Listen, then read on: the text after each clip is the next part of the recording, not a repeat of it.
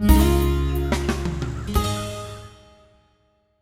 everybody, it's Brad. And I'm Krista. From the Big Family Homestead, and... It's Prepper Monday.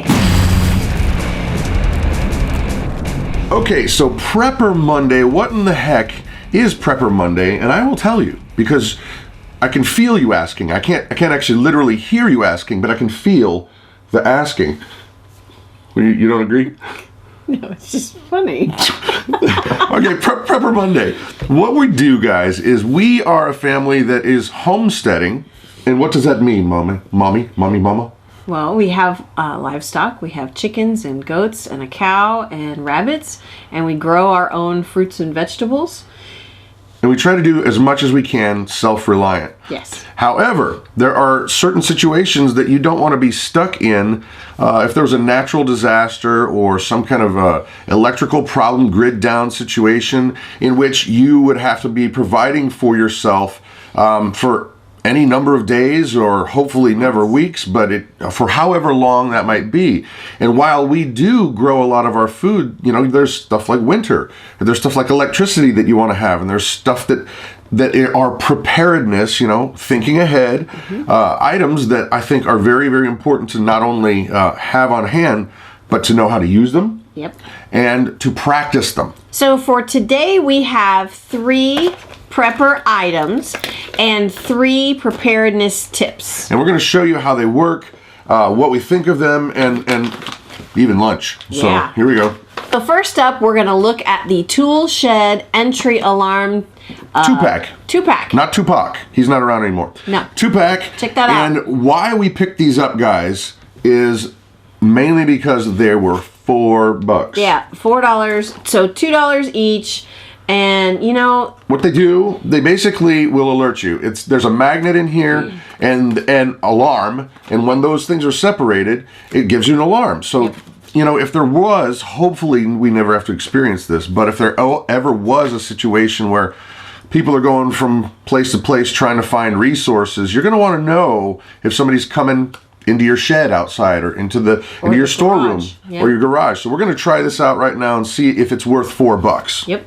So what this thing has is basically 2 modes. You've got a chime mode up on top and an alarm mode. And you can switch that to either one. And all you do is you line your magnet up with the arrows. There's arrows on here. And Mama's going to show you. We doing chime mode first? Chime mode first. Okay, so hold it up and then chime away, baby. Chime. Amazing. It's kind of annoying. It is kind of annoying. Sounds like a digital duck. Yeah. A duck who's digital. Now go ahead and switch it over to the alarm mode. Here we go. Ready? Oh gosh. One more time, baby. Okay. So you can shut it off. Yeah, please. Well, the thing is this, guys. Is this going to scare off somebody who's really heck bent on getting in? Probably not. Probably not, but it will startle them enough to and warn you that, hey, somebody's trying to get into the garage, or somebody's trying to get into my shed. Right. And I would say that the average burglar would probably give a second thought to it, because now they know somebody's trying to get in there. Right, and they don't know if this sound is hooked up to a security system, you know. So that's... Well, and I will say that there's another use for this that's not necessarily preparedness. We have teenagers. And if you hide them, they don't know. Right. When they go to open the window, we wake up, they get in trouble, yada, yada, yippee, skippy. Yep. So anyway, what would you say, Mama? $4? Yeah, I would say it's worth $4 because the batteries alone are going to cost that. Yeah, it does come with 3 of the little watch batteries. Each one has 3 batteries. And it's definitely worth the price of admission. Yeah, it's not what you would call a professional, you know, solution, but no. For minor things, you can't beat it for $4. So check it out. There'll be links down below for all this stuff, and for the stuff we can't find that's exactly the name brand, we'll find an equivalent. So, moving on, let's go to a tip. Let's do a tip. A tip, okay. The first tip we have is don't buy preparedness food that your family won't eat.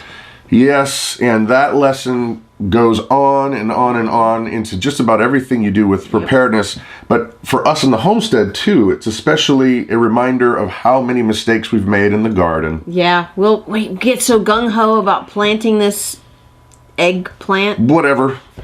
She doesn't like eggplant. I can't stand them. But we're like, let's grow a bunch of eggplant. And then they end up as pig food. Or goat food. Right. And so just keep in mind, when you're spending this money or growing your food or whatever it is that you're doing, maybe you have your own dehydrator, think about it like this. You're spending a lot of time, money, and effort. And if your family doesn't eat it, I mean, you'd have to be in a real pickle for them to go, yeah, no, I'll eat it. Yeah, right. But since you got time now, why not prepare ahead? Yep. Don't buy food your family won't eat. Our next item is an auto fisher. You may be saying to yourself, what in the heck is an auto fisher? Well, I'll tell you. It's a fisher that does it automatically. No, seriously. Way. It really does. Really? Now, first of all, before I start explaining this, these things are not legal in every state. No, you have to check your regulations. What it does, so yeah, make sure you're Johnny on top of it. But what this does is you can tie this to a branch or a tree or whatever, and you can put some bait on this little guy here, and you can lock it and latch it to wherever you need it, and it floats in the water, and when the fish comes along, be the fish, mama. Go ahead, pull it. Ah! Snagged. It snags them, hooks them, brings them to a point where they just are going to get themselves exhausted, and you just caught a fish without any effort at all.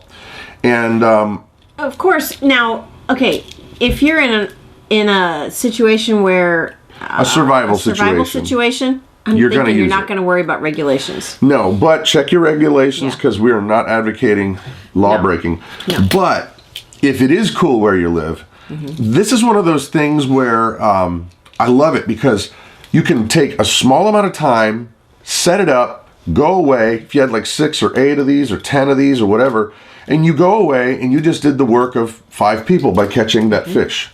So any force multiplier, that's preppers know that. Okay. It's a force multiplier.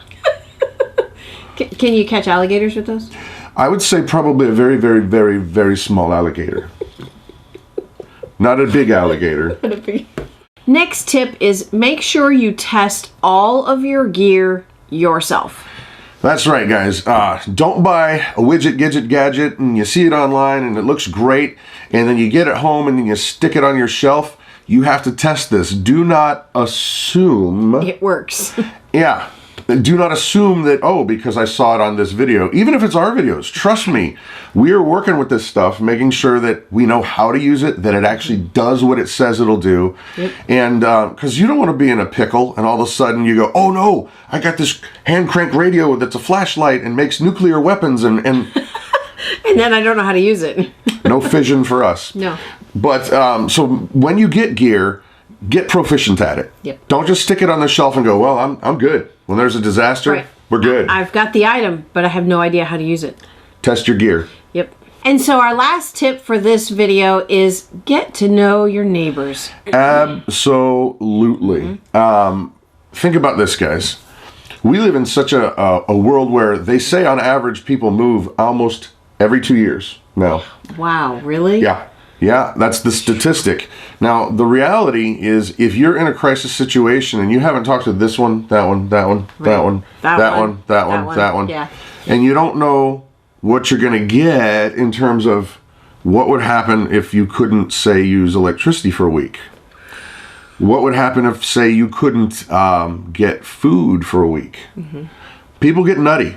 Oh, yeah. And you need to know who's around you. Mm-hmm. And not only that, this is sounding negative, I kind of feel, but it's not. No. Because what you can do is you can forge relationships with these people and kind of gently say, hey, do you ever have any issue with like your water not coming on? Because we have here. Yep. And it's a gentle way you can bring up a conversation with somebody and say, you start out easy and you start talking about, well, do you guys have anything stored up, or is there any food kind of situation if you couldn't get to the store for a week? Now you can make these conversations easy enough, but think of the alternative. Can you imagine? I try not to. if you know your neighbors, you're going to be much better off in a crisis situation. Yep. So, there you go. Now it's time for lunch. Yep. Now, we have been demoing for you guys a lot of different freeze-dried foods, dehydrated foods, long-term shelf life stuff. And we have just recently found a company that I can't believe, everything we've tried has been amazingly good. Right. Now, they do, most of what they do is individual ingredients. But they also have these quick, they call them express meals. So this is by Thrive. Yes. This is by Thrive. Yeah, sorry. This is all one meal. You don't have to do anything except add water to this. Yep, and these meals that are not sealed in the number 10 cans don't last on the shelf as long. Right. But this one we just got, and it's 2019. Yeah. So there's a huge convenience factor to this, and we're going to go ahead and cook it up, and we'll be back to I'll tell you what we think about it, because you don't want to. This isn't a cooking video. No. So we're going to cook it up. Be right back. All right, so we've cooked this up, and the creamy chicken noodle soup smells really good. It smells ridiculously good. And well, here, Mama, let me dish you up a bowl full. What's nice, oops, don't dump it in my lap. No. This is 4 servings, by the way. And what I'm excited about seeing is there's actually big chunks of chicken in there. Yeah. So, all right, here's the scoop, guys. Creamy chicken noodle soup. It's tasty. Yeah, it's really, really good. It's tasty. Now, once again, though, I got to point out, we do the Thrive Life thing, and we buy the food and we sell it to our friends and family, and the link is below, blah, blah, blah. But it's not for everybody. It is a little bit on the pricey side when you get the already made stuff. Right. But it's really good. Yeah, it really, really is good. I mean, it's not like any of the other kind of, survival foods I have had. Like, I'm not going to name names, but there's one that you just get bags of almost what you'd call paste. Ooh, it's not very good. Yeah. Not at all. So, check it out, see if it's for you, but I would say that this is a win. I mean, especially a chicken noodle soup. If you're in a weird situation, it's comfort food. There's huge pieces of celery and carrots, and the chicken is real chicken. Yeah, and that was the thing I was going to say. The texture, too. It's fantastic. Not only the taste, but it feels like you've got a nice cut of meat, because that's exactly what it is. Yeah. See, I got all excited. I'm gonna go finish lunch, and we'll be right back. So there it is, Prepper Monday accomplished. Yeah, and we hope you guys like these segments. We try to keep it not too dark. It seems like a lot of prepper folks are all like, when the zombies come, and they get all weird eyes. We try not to do that. We try not to keep it doom and gloom. We want to keep it positive and just make sure that you're ready. You're ready. For anything. Not zombies, not... What's wrong with zombies? Just be ready for anything. So anyway, I'm Brad. I'm Krista. You guys have an amazing day.